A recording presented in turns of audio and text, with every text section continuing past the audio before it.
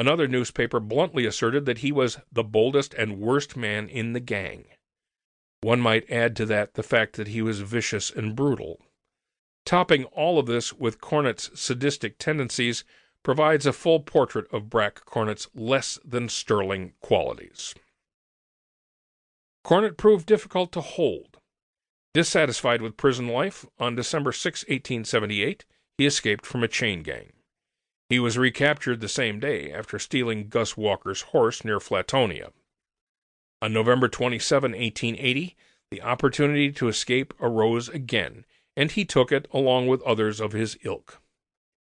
During 1888, it was reported that he and 2 other convicts had fought and whipped a sheriff's posse, very likely at this time. No contemporary account of this fight has been located to date. Perhaps Cornett decided that honest work was now in order, although the probability is slim.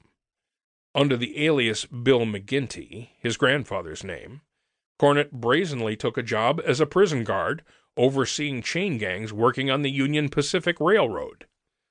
Law enforcement was less than amused, and when he was discovered, he fled again. Cornett migrated to South Texas and resumed his vocation of stealing horses, still using his grandfather's name as an alias. Here he ran a horse theft ring in conjunction with T.J. Hargrove. Another report states that Cornett stole 50 head of mules in one of the western counties.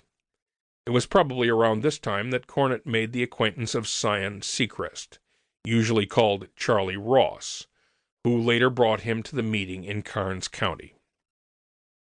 Cornett was more than a simple stock thief. Allegations have been made that he killed several men. One of the victims specifically named is Gus Lewis in Atascosa County. Lewis was killed on December 1, 1882, but Cornett's involvement is questionable. One account states, one Lewis, supposed to have attempted to stop 9 men who escaped from the Atascosa County jail, was missed from home.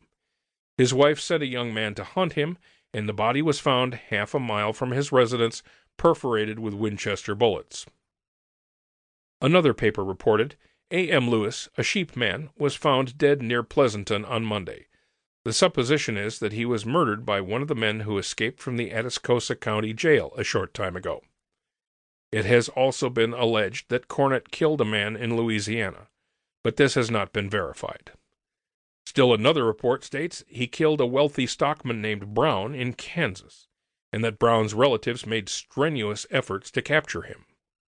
There are other claims of murder as well, but at least one of them is provably false.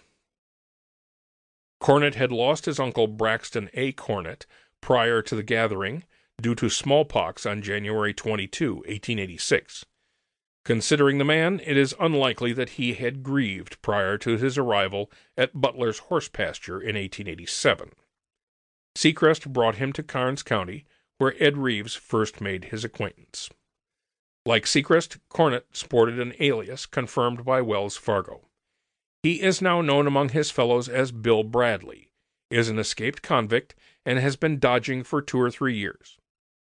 Cornett trusted none of the others, a fact confirmed by his numerous aliases, among them Harrington, Jones, George Lacey, and James W. Johnson. Had anything been amiss at this meeting in his twisted mind, Cornett had no reservations about killing to break free. Cornett was a brutal, psychopathic sadist whose indiscriminate, unprovoked violence inspired terror in both his victims and the rest of the gang.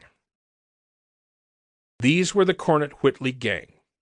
In later years, Texas Ranger Ira Ayton somewhat generously recalled that the gang were just bad boys raised in that country, stole cattle when young, you know, and that wasn't big enough. They went to train robbing. He couched this recollection with the addendum, "Those were real bad men." Ayton was correct, but the Cornett-Whitley gang was different from the start. They would break all the rules and add their own savage, brutal twists to train-robbing techniques, doing as they damned well pleased. Within months, they would achieve international prominence. To paraphrase the ancient prophets, they would become a plague upon the land. To keep listening to this audiobook, I've left you a link in the description so you can do it, at no cost thanks to Audible's 30-day free trial.